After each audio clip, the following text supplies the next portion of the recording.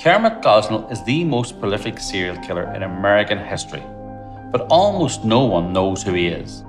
The media have basically ignored his crime and his trial. He ran an abortion clinic in Philadelphia where he delivered live, viable babies and then murdered these newborns by severing their spinal cords with scissors. According to expert testimony from neonatologists, these babies fought for their lives and suffered tremendous pain. But the mainstream media or Hollywood don't think this is a story. Gosnell killed more people than Gary Ridgway, John Wayne Gacy, the Zodiac Killer, and Ted Bundy combined. In a 30-year killing spree, it is thought he killed many thousands of babies. And yet, the mainstream media or Hollywood don't think this is a national story. The same media that gave us daily updates on Jodi Arias, who was on trial at the same time as Gosnell for killing her boyfriend, just one person. Hollywood think the Jodi Arias story is so important, they have already made a TV movie about her, which has been shown multiple times.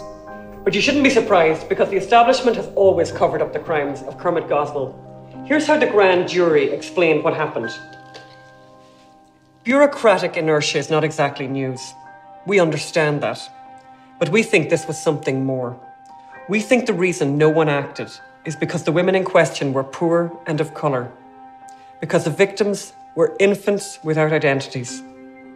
And because the subject was the political football of abortion. Here at Dr. Kermit Gosnell's shuttered Philadelphia clinic, affixed to the windowsill, tiny baby hands made of plaster.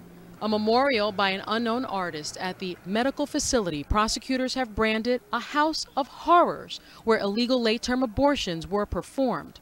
At this impromptu shrine, people stop and stare, including Cherie McKinley, who says she was one of Dr. Gosnell's former patients.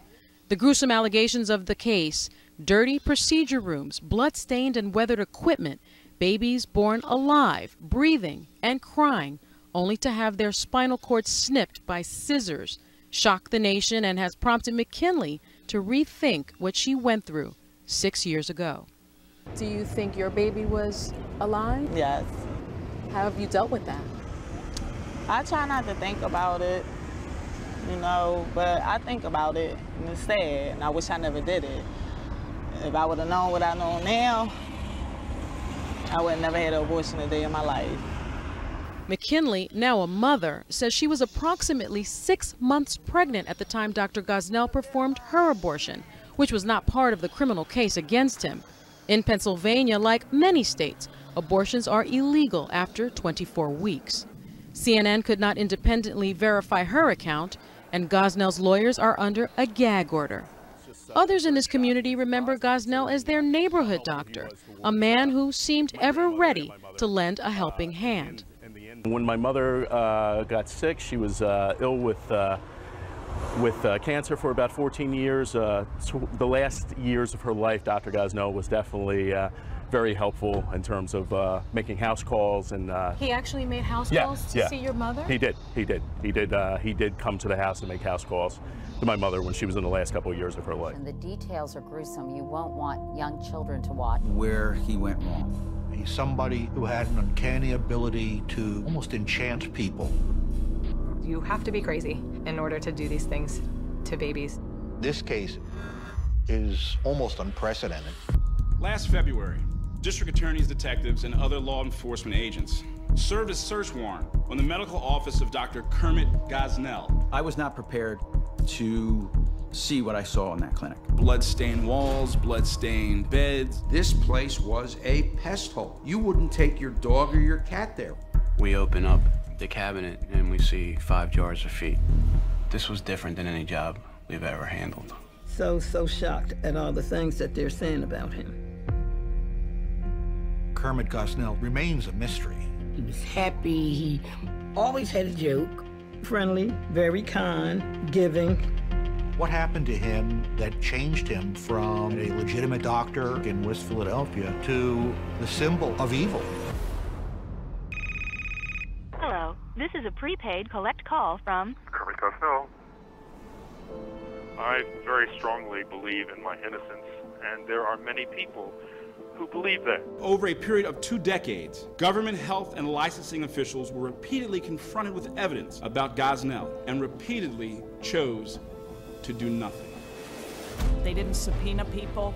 They didn't subpoena records. They didn't ask to go into Gosnell's clinic. They just let it fester and fester and fester, and people have died. There was no reason they should not have been in that clinic shutting it down. The story just doesn't make sense. People are coming to you for 40 years. How could you be this terrible person? I went to him because as a child I was taught doctors were people that you could trust. You can't even trust them anymore. We've allowed a man to butcher babies, butcher women, and nobody did a damn thing about it. George Bernard Shaw said that practical man changes to live within his society. Impractical man has the priority of changing society to meet its own needs. Therefore, progress can only be accomplished by impractical man. Would you describe yourself as an impractical man? No question. Joining me right now from outside the courtroom is Dr. Gosnell's attorney, Jack McMahon. Mr. McMahon, thanks for joining us. Were you surprised by the verdict? Well, I mean, we were disappointed. We put on a vigorous defense. We think it went well for us in the courtroom. But the jury spoke, and we respect the jury's verdict. I mean, started with 8 murder counts in this case, and 5 of them were not guilty, 3 were guilty. Obviously, the jury took their job very seriously. They were conscientious. It was an emotional case, and you know, I respect their verdict. They worked very, very hard. The prosecution worked hard, the defense worked hard, and the jury worked hard. And that's our system, and that's, you know, the way it goes. Obviously, he was not found guilty of everything he was charged with, but it was pretty close. It was a prosecution sweep. Do you intend on appealing? Well, it's too early to tell that right now. We still have a penalty phase that's scheduled for next Tuesday. And, you know, before that goes on, I really wouldn't comment on that. Do you think that the odds are Dr. Gosnell might get the death penalty? Again, there's a gag order as far as the action. I could talk about generalities, but as far as that's concerned, I'd rather not comment on that right now. Obviously, you know, if that comes to it, we'll mount a defense to that. But that's next Tuesday. We're just dealing with today. And lastly, sir, do you blame the media and the focus on this among some conservatives for the verdict, or is this just what was in the courtroom was in the courtroom? No, I don't blame that. I mean, there was obviously a tremendous amount of that everywhere. I mean, nobody was really rooting for Dr. Gosnell, I can tell you that. But again, I don't believe that had the effect on the jury. This jury was conscientious. They cared. They spent a lot of time. And again, by the nature of the verdict, that is finding not guilty of some, guilty of other counts, they obviously thought about the evidence, were conscientious, and that's all we can expect out of our jury system. And lastly, sir, do you think it would help your case to put Dr. Gosnell on the stand for the sentencing phase? That I can't comment again. Since that's an open matter that's to be resolved, I really don't feel comfortable commenting on that based on a gag order. All right. Thank you so much, sir. Appreciate your time.